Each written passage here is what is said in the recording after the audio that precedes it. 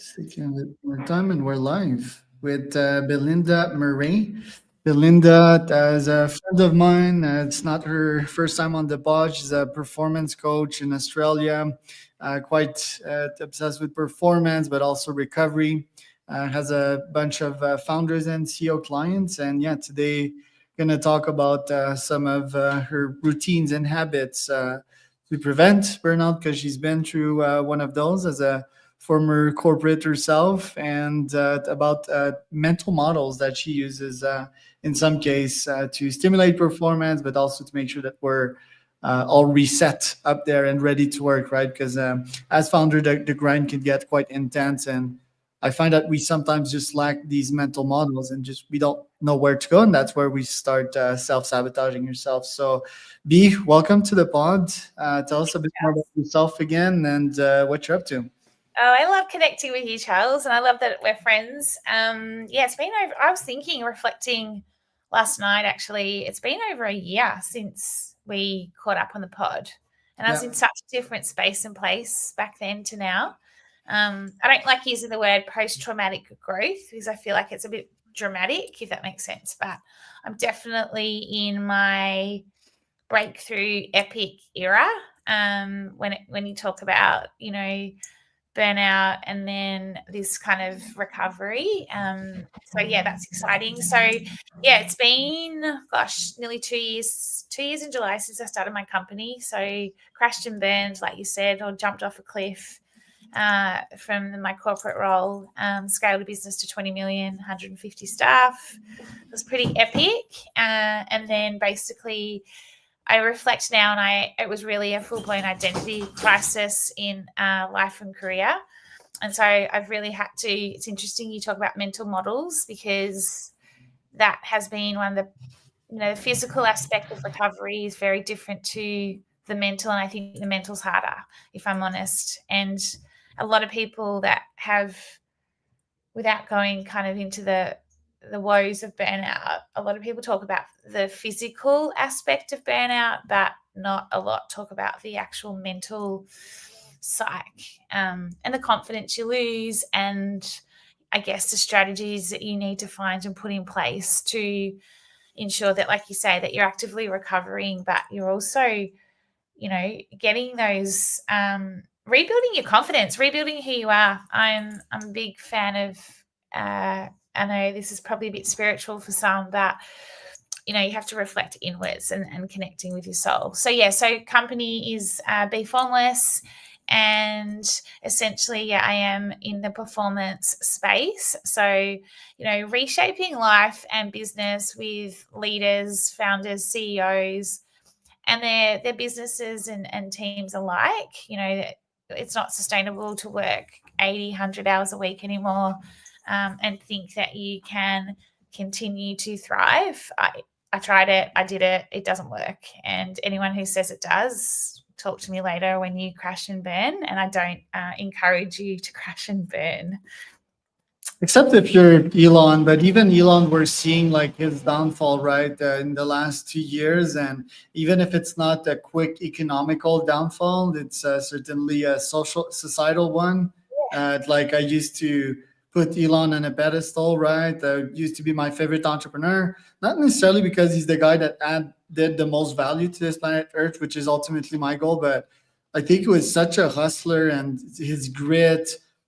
He's also an intellectual, and he's not afraid, right? And he embodied characteristics and values that I had until we sort of discovered his maybe true nature, maybe his downfall, right? He's yeah, certainly fell in my opinion boards as of late. But yeah, you said when we started like 1 year ago, and I think it was 5 to 6 months ago that I did my ultra run, which was 100K.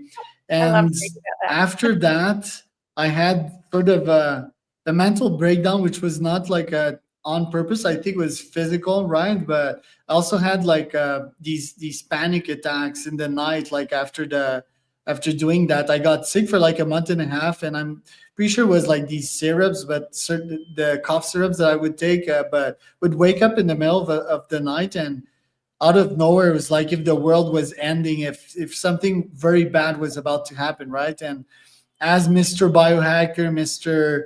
Mental Models, Mr. Has My Shit Together. That sort of shook me.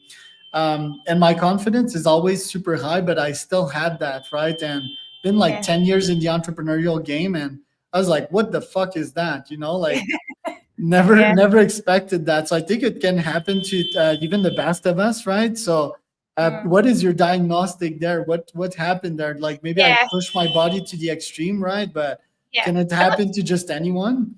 Yeah, I got two things. So I want to just quickly pause on Elon. There's also I love Alex Hormozy, right? But I do question sometimes his um comments in socials, and this isn't a dig at him at all, but like you're an open. I love That's why I love your pod, because it's controversial.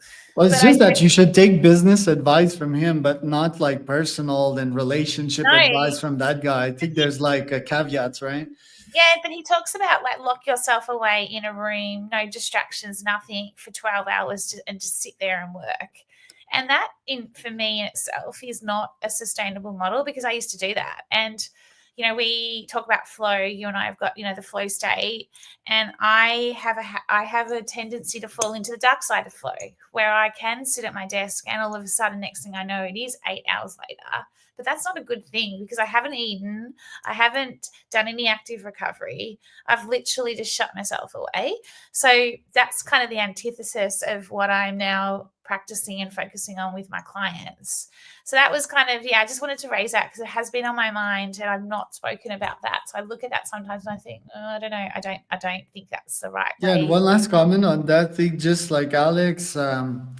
Yeah, it's we all have different setups, but if we talk about his mental setup, it's one big trauma, which is his dad that never really gave him the love that he Right. deserved, right? And never the acceptance. His dad that was like, oh, go get, I mean, he's an immigrant, right? So it's like, hey, go get a Fortune 500 job, be a nice consultant at Boston Consulting Group or Deloitte. And once you'll have this 150K a year, and you'll be a partner, then you'll be successful to my eyes. So imagine having a dad like this. Your goal quickly becomes to prove that person wrong, ironically, to get their love, right? So, yeah, I did that. I run this founder humor newsletter. Yeah, I And love it. I love one all your newsletters. They're interesting. Mm. yeah, one edition is like this billionaire could have got therapy like 20 years ago, but he decided to put 98 companies to the ground and wrong 2,500 employees and burn the world instead. So, anyway, smart Oh, I read parenthesis that here. one. I need to see that. You need to send that to me. Yeah. Yeah, Anyway, and back to you though. It's a good call out, because anxiety and that kind of feeling like the world's falling apart is real. And I think there's long-term burnout, but there's also like mini burnouts. And your ultra marathon, reading your newsletter and how epic that was, and being kind of stuck in the jungle and saving your mate, and it was just hectic is the word I would lots use. of pressure. Lots of pressure, but you pushed your body and your mind to the brink. And so you kind of, for me, you're stuck in this, fight and flight mode. And, your nervous system is operating way beyond where it should be at base level. Yeah, And and so, even the build up to that, I had a client that was a bit toxic before that, and I was just trying to please her the full fucking time. And that was really like torture. That was the build up prior to that 100K race. yeah, right. So there you go. So you almost like your body, you're just putting more and more stress. And there's like bad stress and there's healthy stress. It's like that skills challenge balance, right? You need to push yourself, into a challenge and a skill that is, outside what you're used to. But there's also a tipping point where if you push it too far, and so, you can see what's happened here. You've had a bit of a crazy client who's pushed you, and then you've gone and done an ultra marathon. So your body's just going and your mind's just going, what the fuck is this? And then you've come home and it's still operating in this mode. And so when I get like that, and it's funny, I still do at times if I push myself too much, because, it's either you're constantly oscillating, nothing's ever perfect. Like you're always kind of pushing and then you go and recover. But there's just this, for me, it's an oscillation. And so when For I me know too. yeah, so when I get those, I call them signs. I look at them now as signs to remind me of, all right, I've pushed myself or my body, my mind, my body too far. What am I going to do now to kind of get myself back to base level? Because this isn't right for me anymore. So that's when I generally, if it happens to me in the middle of the night, I have this tendency to, and I think we spoke about this. I'm not a great meditator. I like to meditate, but I'll generally just then put something on that I know is going to calm me down. And I have also more and more recently been sitting with, why is this coming up? And really asking the questions, what's happening here? Why am I anxious? Why is this happening? And start to really sit with it and just and ride and go with it, versus, especially with anxiety, I think sometimes the more you worry about it and you're fighting it, the more it escalates and you do feel like the world's falling apart, versus like, I'm not going to fight this. I'm just going to sit with this. I'm just going to see what comes up for me, which is it's kind of like meditation, but it's not, because you're in this state. And so how do you kind of it's mental models to work your way through it. I don't know if that makes sense, but that's something I've been working Yes. on a lot. Yeah, sitting with it, asking why, and scanning your body, like where is the pain happening and what could that mean, And my case, sort of chatting with GPT about it. A couple of follow up questions about this. So, is constantly imposing hardship on yourself a bad thing? Is burning out a bad thing also? Is burning out, because when I burn out, and what I did back then is just slow down, like you said, like, right, like more recovery. I think I naturally kick into that. It was a scary and what the fuck episode, but I also think that I get very bored if I don't impose any challenges on myself and I stay into comfort. And I think that would lead me to going crazier than that episode, even just like sitting down with myself, being in the 9 to 5 jobs, having that Oh yeah. 150K salaries, no challenge. So what do you think about that? Yeah, so, and I always forget his name. Have you read the book How to Become Anti-Fragile? Yeah, Nassim Taleb. Yeah, that's it, Nassim Taleb. There's this podcast at the moment I've been listening to around the Anti-Fragile podcast, and I feel I'm really baking that into what I'm doing with my clients at the moment, in terms of, if you've read the book, you know what it's all about. But there's obviously being fragile. There's this robustness, resilience around bouncing back, but then there's this becoming anti-fragile. And for me, in the most simplest terms, it's how do you bounce forward? And the reason I bring this up is because what we're talking about here is, again, it's not kind of going, woe me, I've had burnout, or woe me, I've had like a really bad anxiety situation. What you're doing is you're building an anti-fragile system within yourself. And what I mean by that is, through this adversity, or through having at times these mini burnouts, or something, the shit hitting the fan with your company, because you know what it's like. One minute you're doing really well, and the next minute you don't know where your next client's coming from, sort of thing. And I know that's pretty like dire, but you know what I mean. It's not like a 9 to 5 job. And your friends are always like, oh, you'll be, they don't get it. Anyone who's kind of not in running their own business, with the greatest respect, doesn't get it. So what I'm seeing and what I'm noticing, even with myself now, and the question you asked me, is that we're creating anti-fragile systems that allow us to have these serious challenges and actually be able to bounce forward through them. And so that's about this sitting with it and working through, well, what is this? How am I growing from this? And what am I changing in order to do so? And so for me, I think that's a really big, important part of people like us who are high performers. We're always going to be, we've got a bit of extreme in us, if that makes sense. We're never going to just chill and kind of just be the status quo. So I don't know if I've answered your question very well, but I'm really at the moment digging into, how do you set up your body, your mind, or your whole system, mind, body, soul, whatever you want to call it, to be anti-fragile. in order to be able to cope with the stresses that come. Now, there comes a point you can't be anti-fragile all the time either, right? Like you can't have constant stresses, but I do think this is the way of the future because the world's getting crazier. It's not getting any slower. And so Right. it's only getting more hectic. So you have to be anti-fragile. Businesses need to be anti-fragile. Yeah, and when it comes to your business, I think like fixing the problems for real and giving your best at fixing these fires that keep coming back, right? For sure, there's a lot to that.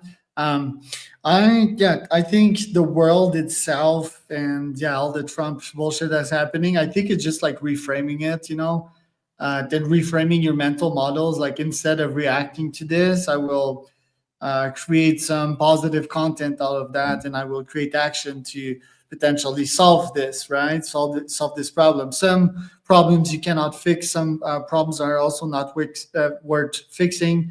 That's an important caveat. But yeah, even nowadays, I feel the economy is pretty bad with And it is everything that really, Trump is doing. Like I think it's just brought everything to a freeze and can be quite frustrating to put like all these efforts out there, all this value out there, and just not seeing stuff up, unblock. So the question I have for that, and it's also related to the sort of panic attacks, but I think I was like sort of selling for like 5 years of my career. I mean, I was traveling the world. Sure, that could be a stressor. I had employees of some kind, but I feel that nowadays I'm challenging myself even to greater heights. Should I just keep like always be pushing 100, 150%? Or can it, and also specifically, can recovery bring me insights? Can recovery actually help me unblock my business without me having to sit down in front of that computer and yeah. put more action? Yeah, it's a really good question. And again, I'll come back to you asked me, should you keep pushing hard? I think you're a high performer. You're like, it's like a little bit of a, dare I say it, it's an addiction in a way. It's a dopamine addiction, right? In terms Yeah, of totally. you are a high performer, I'm a high performer. For me, I have to constantly check myself, watch myself, because I will just keep pushing and pushing and pushing because it's ingrained in me. Like I was, an athlete. I ran a, big company. You're the same. Like you always push. I think you push boundaries is what I would say. And I'm the same. I'm like, if someone says you can't do that, I said, who says? Like I'm the first to go, well, I will do it. Like, don't tell me I can't do it. And so, but coming back to should you push harder and, everything that's going on in the world, I think that you should remain who you are in terms of high performance, but you absolutely have to bake in active recovery continuously, day in, day out. There's no way you can sit at your desk and just push, push, push, push, push and expect the results. For me, when you step away and when you do actively recover and you almost, have that non-time where you might throw a problem up in the air and then you just completely shut off. You might go walking your dogs, you might go do a sauna or a cold plunge or whatever. That's when the real insights and intuition kicks in. And I think that's where you get your best answers. And you solve problems so much quicker. I don't know about you, but some days I can just be sitting there just like, I can't, my brain is so overloaded. Once upon a time, I would have just kept pushing because I was like, I've got to achieve this, I've got to achieve that. Whereas now I just pull out and I'm like, you know what? I'm not going to achieve anything in this mind state. I need to subtract. It's that whole subtractive psychology piece. And so active recovery has become such a big part of my business and my world. It's like Now, self consciousness of your performance level, your energy levels, and then when you're like, oh, my brain doesn't even fucking think now. I should just leave this computer and go recover. And once I have these ideas in the sauna, maybe come back and execute on these. And then yeah, as soon as you don't have more ideas or more energy to execute, you just leave again and go sleep or something. yeah, absolutely. And, some days it's back to that oscillation. Some days I'm on point where I'm in full flow, have flowy days, and then other days I'm not. And so those days I don't fight them anymore. I have to just go with them. I have to go, okay, today is not going to be one of those days where I'm going to be my best, be at my best, but I'm going to be my what is it? My be your best at your worst. Have you heard that saying where it's about be your best at your worst, whereby you Yeah, you are need to get some shit done and you'll do it like 2x slower, but you still need to do it. yeah, exactly. So that's what I do. I want to kind of just active recovery has also helped me, and this is where I feel like I really have grown in the past 12 months or so, because I've really, by having the active recovery and really making it a big focus, I have absolutely noticed how much more insights and intuition I'm tapping into now. It's like I can walk away and go and actively recover. And it's like I get these whispers and someone's telling me almost what to do next. And so that's when I do come back to work and I'm like, to my computer and I'm like, okay. And I'm just like, bang, bang, bang, bang, bang. So I get so much more productivity done this way versus the older way of just slogging at it. And sadly, though, there's still so many businesses and people that are doing it the old way and expecting a different result, but you're not going to get the same result. So look at active recovery as I don't have time for active recovery. I've got to do all this and this and this, and just busy for the sake of being busy. But actually, show me what you're doing, and then you can fit it in, and it'll make a complete difference to your operating model internally and externally.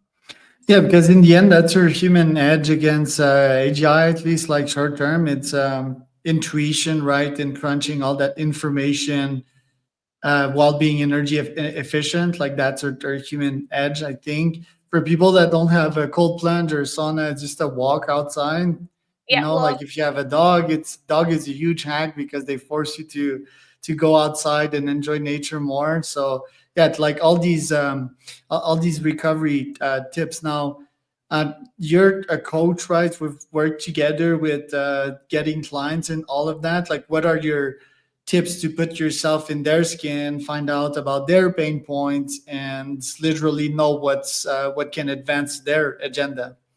yeah, it's a good one.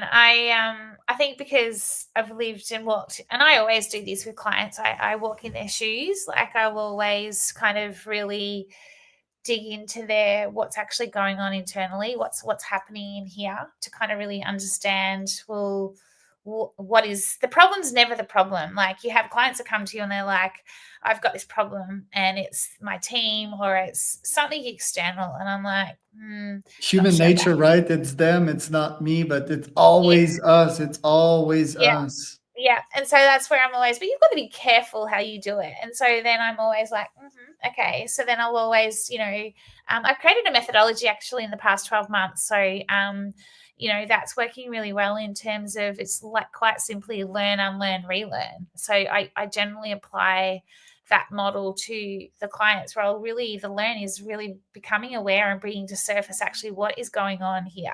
Like, and that's again, it's what's going on. Yes, we need to understand what's going on externally, but what's going on within you? What is happening in here? And so I think we're quite similar in that way. I've got this unique ability to kind of, a bit of my superpower is to tap into people's almost inner psyche in a way, and it's like a psychology thing, right? It's And really intuition intuition, and you're just pulling out from them, and and then emotional connection in your case, right? Like vibing on the same emotional frequency, I would guess. yeah, yeah. So I generally, I'll generally just start to ask the questions. I get curious. That's the first thing I do. I just get curious. I don't go in with all the answers. I solution find or I problem find. It's all for me around the problem finding. Sure, give me the problem, but let's actually find what's happening underneath it to really then be able to work with them to create whatever it is that we need to do to take them forward. Because generally when I get curious and ask those questions and we start connecting, everything just starts to come out. And that's when you can get into, all right. And so I'm noticing that a fair bit at the moment. And generally the theme is that just, I think, as much as COVID's been 5 years ago now, it's just more and more can't keep up. Not feeling like they're fulfilled, and it's almost losing they don't have their own sense of purpose, so they're just kind of doing the grind. And even working with some owners, founders I should say, of companies, it's like they've disconnected from their business, and so how do we get them to reconnect and re-engage? But firstly, I believe it starts from within, and I think that because of the experience I had from my own burnout, I was so disconnected from my mind, body, and soul. I was just this emotionless, like I was living, but I was non-existent living. Right. Because you disconnected yourself on purpose, right? In the name of the grind, and you cut off the natural OS out of there, which is dangerous to do, especially when you don't have a clear goal in mind. You know, it's like, okay, I'll fulfill this company, I'll get a 150K paycheck, and then you realize that's not fulfilling at all. I think one important reset, yes, I think it starts at the internal level, and the why is like, you need to change your biochemistry before you're able to actually go out in your business and change shit up. You know, like you can't execute in a zombie state of mind, low energy state of mind. And oddly enough, one thing I've been doing as of late, and I know this is not revolutionary, but just to tell you that even like wizards like me can forget about it, it's gratefulness, right? It's Mm. like, okay, this may not be working, but shit, I have the life of my dreams. I have my dogs. I have my wife. I have this beautiful view. I have all of these things, and I'm evolving in other areas. You know, like if it's not that area, then it's that other. So I think like just being grateful about what you have to reset your own biochemistry, like serotonin and all that, and then with that energy boost, then you can go and execute some shit. What do you think about that? Oh yeah, I mean, I'm all about that. Like, and I think it comes back to it's a mindset shift in terms of if we're sitting in this, everything's not working. Why is this happening to me? You know, and I've done it. You know, it's you're just being that you're just living in this victim mindset, and you're just going to keep going around and around in circles. So yeah, it's interesting you bring up the gratitude piece. I've got like an app which is a gratitude journey and like journal, sorry, and it's like just three things that I'm grateful for today, and they're just the most simple things. Like I'm grateful that I get to go and walk around the shop to around the corner to the local cafe, get my coffee, walk my puppy, and he's just like that's they it's the little bits of joy, I think. So that's where I'm going with this. You know, gratitude is for me less about the big things, but more around what are the little things each day that give me gratitude and what am I grateful for.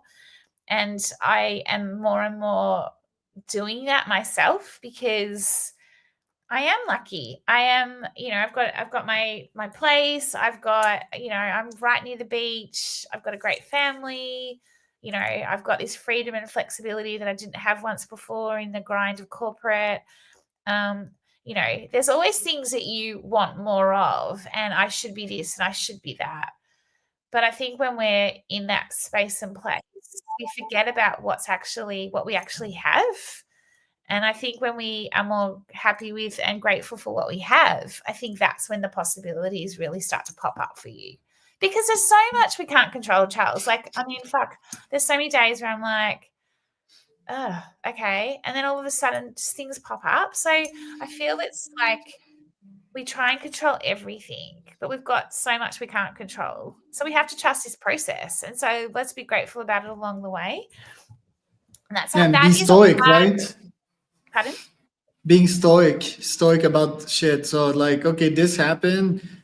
This part I cannot control, or I should not control, right? Because sometimes you can actually control, but you shouldn't. It's not because you can that you should. And um, the part that you actually control, okay, I fully control that part.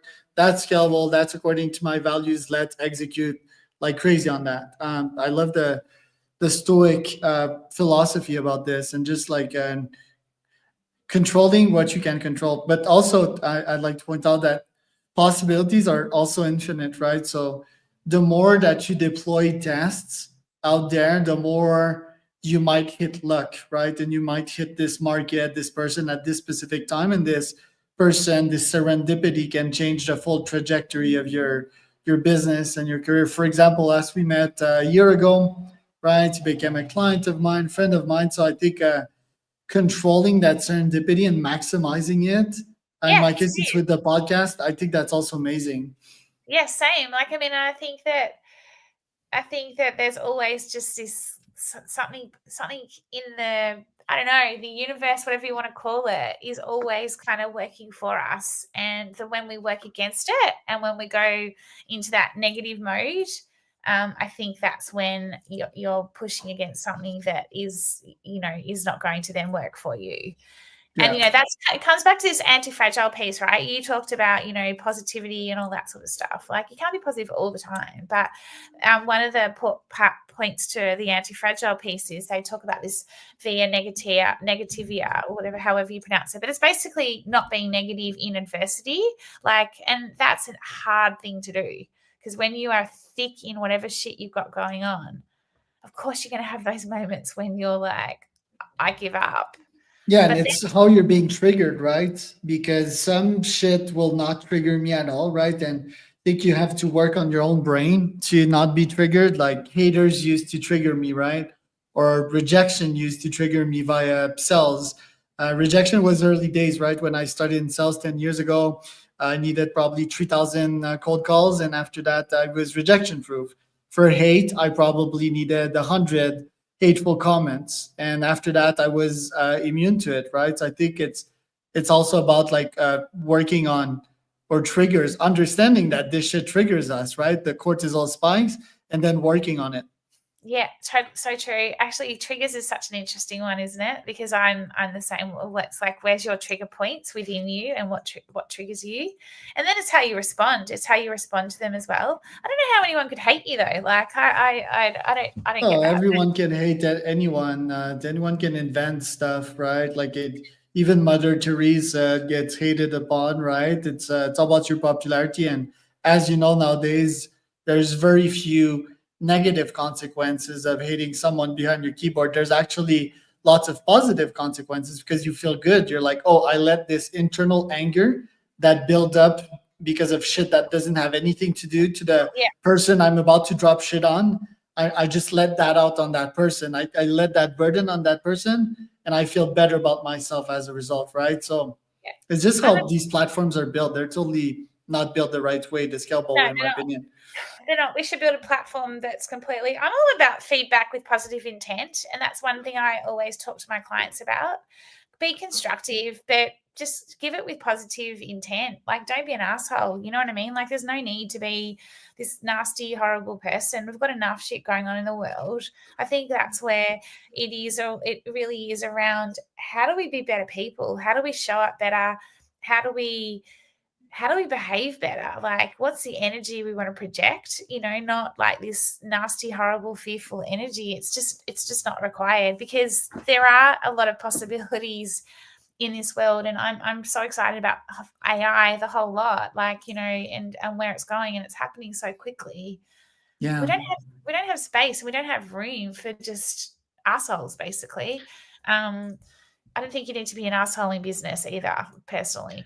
I just think that most of society is like unhappy and not at the top, right? Like to me, when I receive one of these, I actually see value in those because I'm like, oh, I'll be tougher for the next time, and it doesn't hurt me as much as it did back then. You need to be really, really smart and someone I respect to hurt my feelings, right?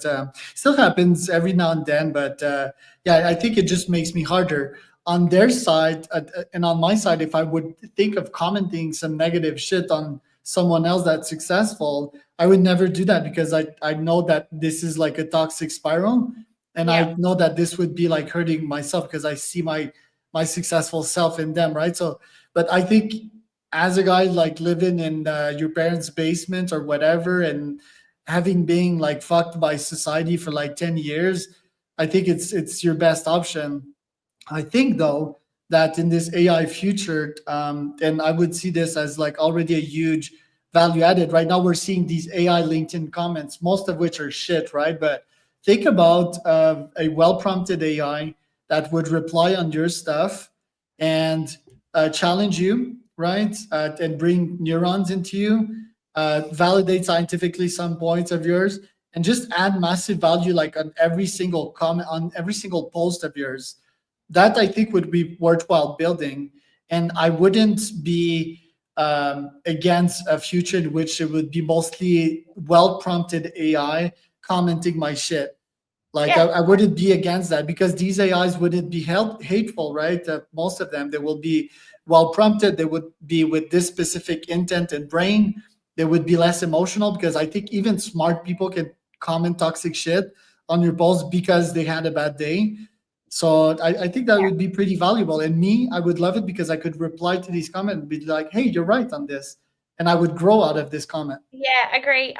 It's really interesting we're talking about this because I watch you, and you're obviously a you're just like a machine when it comes to content, and you're everywhere, and I love it, and I love your content. But and I'm always wanting to model excellence. I'm a big believer in that. And but what I have found, probably it's been probably the hardest part, as part of like even coming out of the burnout and everything, is putting yourself back out there, and putting yourself back out there on that stage, even though you've been on the stage before in a different capacity, and just not like, and just the comments, the judgment, and like there's so back. So I guess where I'm going with this is that the AI piece, I think, could play a pivotal role. You still need human content. You still need, I mean, authenticity more than ever. But I actually have at times when I've had, in interactions with people, mainly on, different, the main platforms, and they've just upset me. And then I'll just write to chat and say, hey, I've just had this. And it comes back with the most, I guess, not emotional response, but like in a way that makes me go, oh, okay, I'm not crazy. I'm not feeling, this isn't like, like just get on with it, move on. So it's actually helping me to not get caught up in retreating on just not posting again for a while. Instead, it's just like, just don't worry about it, just move on, sort of thing. Do you want me to help you like respond? Like it's like, oh my God, I'm having a relationship with my chat. Yeah, I chat is tricky though because it will agree with everything you say, right? But then, yeah, related to like the confidence thing that you mentioned and so forth, I think it starts by understanding that we're all human, we're all imperfect, we're all um, contradictions, walking contradictions, right? And that is because life is not black or white; it's gray, right? It's constantly changing in the continuum of space time. So confidence is just something you should have, and related to that, yeah, it's not something you should overthink. It's like, am I entitled to be confident? No. We all started from zero, right? Like, so yeah. at some point, you don't necessarily need to fake it until you make it, but you need to be like, hey, I can fucking do that, just challenge me, challenge me, and that I'll do it for you. So and for comments, I love using comment GPT to just comment something back, not because I'm right, but just to brush my ego and be like, "Oh man, ChatGPT hits hard on that one." Is like I he know it does. totally destroyed that guy, It's a dopamine. It's another dopamine hit. But and we yeah. need I to mean, assume that, right? Like that's our stupid human nature. But oh, I mean, totally. I'm not a saint, right? I'm not like a fucking navel or some Buddha. I'm still like trying to find my way, and everyone is. Oh yeah, and I'm like, I'm not ashamed to say my age. I'm 47, and I don't think you ever completely go, I've learned, I'm here now. Like you just, because you're just constantly evolving, right? Like it's a constant evolve, and that's the formless piece for me. It's like one form, and then I'm going to reshape, then I'm going to go into the next form, then I'm going to go again, and life would be boring otherwise. It would be Yeah. so boring. And if someone told me today that everything's complete, I'm like, really? Like I don't believe it, because I don't think it ever is. If you're one of those high performing, always looking for what's next, like it's just this thing in you that so that's kind of for me why it's like, okay, I just, yeah, that's kind of why I love what I do. Yeah, you need to play the game. And one thing that I've used GPT for is like defining my core algorithm, right? What's my identity? What's my value? What are my mental models? What's my emotional state at in all in percentages, right? And every day you might chip one micro point at this specific value, right? And you don't need to feel shame about that. You're just testing something. But as soon as you have taken a decision that might affected that value and you understood that, oh, this didn't lead to the expected outcome, then you may come back to that full value percentage of that identity or values of yours. So I think it's like constantly, yes, moving like water. Most of us is like a semi-solid state, right? I think we're like defined as we are. We're not gonna prostitute ourselves the next day and completely change our values. But I think it's just worth having that experimental mindset and not like self-flagellating yourself at anytime you go outside of that bound and you've quote unquote made a fool out of yourself, right? Yes, totally. Experiment is test, learn. Experiment is just what is my whole kind of way I operate. And I met an interesting guy the other week, and man, we were so opposite. And I think I told you about him like separately, but But this is valuable. it was valuable. It was a gift. It was a gift. It was the most negative gift I've had in a long time, but it was a good gift in terms of it made me look at everything, right? But it also was like, I'm not going to stop exploring. You're telling me to just do this and don't explore. Like, I'm going to explore even more now, and I'm going to sharp. At least it just, yeah, it was a really interesting gift that I had never looked at in a way that probably, I don't know. I think I've grown a lot. I've definitely grown a lot, is what I'm saying, in the last 12 months. And And it forces empathy when you meet these humans that are either different from you or are either lying to themselves and going in a completely wrong decision. I've met some of these humans, and a good case that keeps coming back is like the high ticket lady that I met, I think like 2 years ago. It was like, yeah, you should charge 100K per month and never look back, you know? That's probably like the worst advice I've received, you know, and then it forces empathy. It's like, oh, what is this person life's like? And then you start chatting with GPT, you give GPT data. Why is that person that way? And then you start getting a bigger picture because they won't tell you ever why they are that way, right? no, Most of their them. life's So perfect. Their life's perfect. Like, they yeah, tell you how great it is, but yeah, the oh my God, gurus. we could talk about this for days, couldn't we? Yeah, let's close this off because I know you have your day ahead of you. Yeah. That what time is it now in Australia? It's like 1, No, it's 9 a.m. It's 9 a.m. here 9 on a.m. I 9 a.m. wasn't here on even near. Friday. So I'm gonna actually do a bit of work this morning, get a coffee, and then I'm off to do some active recovery. Get a life And saving coffee. oh, I love coffee. Oh my God. I dropped caffeine 4 weeks ago. I think I told you that. How are you going?